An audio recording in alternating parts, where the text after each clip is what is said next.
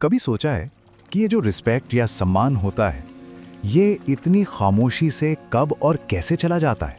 अक्सर हमें पता भी नहीं चलता और हम लोगों की नज़रों में अपनी इज्जत खो देते हैं। इसके पीछे ना एक बहुत गहरा मनोविज्ञान काम करता है। चलिए आज उसी को समझते हैं। आपने भी ये चीज़ नोटिस की होगी है ना। कुछ लोग जब कमरे में आते हैं तो जैसे पूरा माहौल ही बदल जाता है, हर कोई उनकी बात सुनता है। और वहीं दूसरी तरफ कुछ लोग होते हैं जो कितनी भी कोशिश कर लें उन्हें कोई सीरियसली ही नहीं लेता। तो चक्कर क्या है? ये सम्मान मिलता कैसे है और इतनी आसानी से चला कैसे जाता है? चलिए इसको एक कहानी से समझते हैं। दो कलीग्स हैं, अमन और रोहित। अब देखिए, दोनों ही स्मार्ट हैं, मेहनती हैं, लेकिन ऑफिस में चीज़ें बिल्कुल अलग हैं।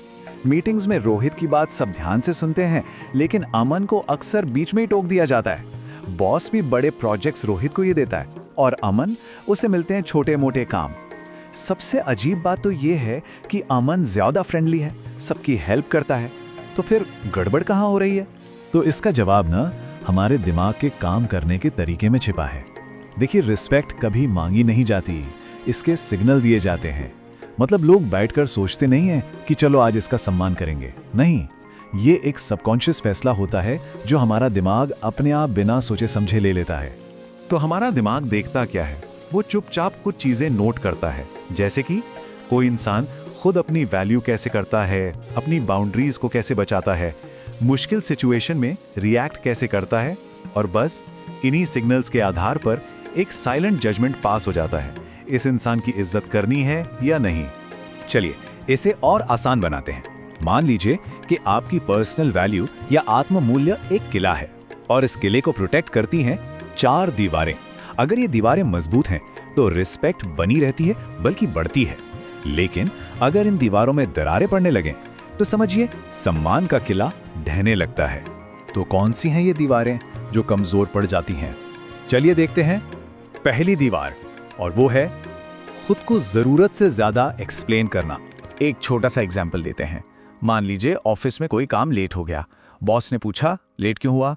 अब एक कॉन्फिडेंट इंसान क्या कहेगा? सिंपल, थोड़ी देर हो गई है, ये कल तक हो जाएगा, दैट्स इट, बात खत्म।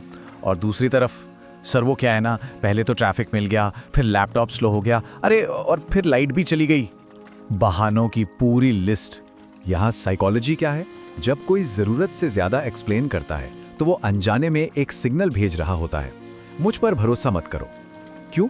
क्योंकि वो खुद ही कॉन्फिडेंट नहीं है।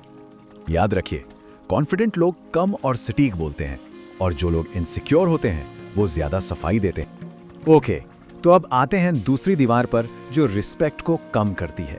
और ये आदत शायद हम में से बहुत लोगों में है। ये है हर चीज को हाँ बोल देना।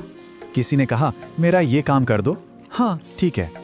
ऑफिस में किसी ने एक्स्ट्रा काम दे दिया, हाँ कर दूंगा। धीरे धीरे होता क्या है, लोग ये मान लेते हैं कि इस इंसान की तो कोई बाउंड्री ही नहीं है, इसका समय मुफ्त का है। और एक बात हमेशा याद रखने वाली है, जहां बाउंड्रीज नहीं होती वहां रिस्पेक्ट भी नहीं होती। जिन लोगों की इज्जत होती है ना, वो सोच समझकर हाँ बोलते हैं क्योंकि वो अपने टाइम की वैल्यू करते हैं।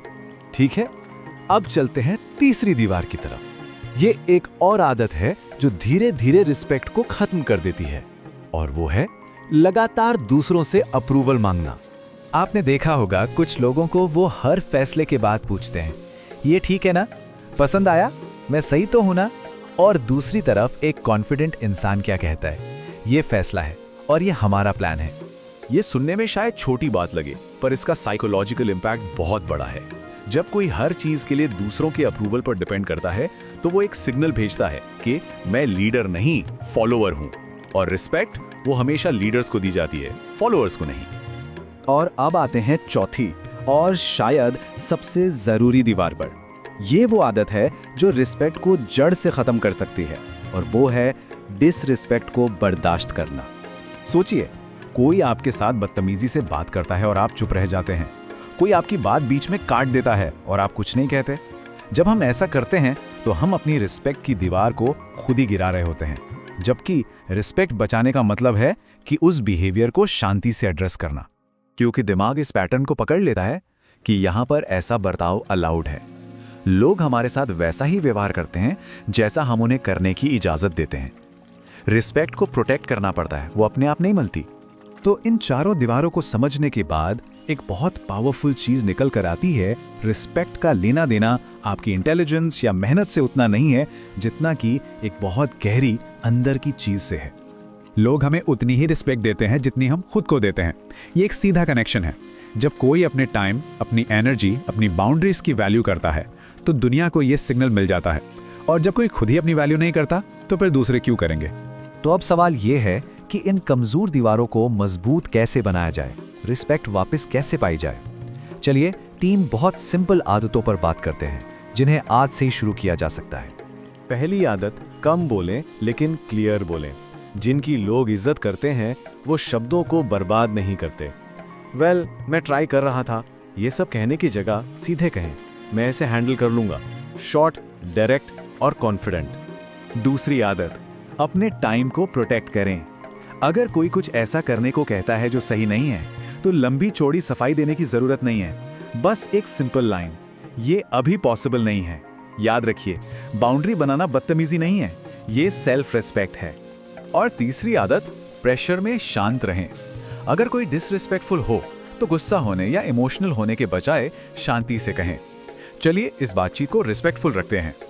आपका ये शांत कॉन्फिडेंस एक बहुत पावरफुल सिग्नल भेजता है कि आप अपनी वैल्यू जानते हैं।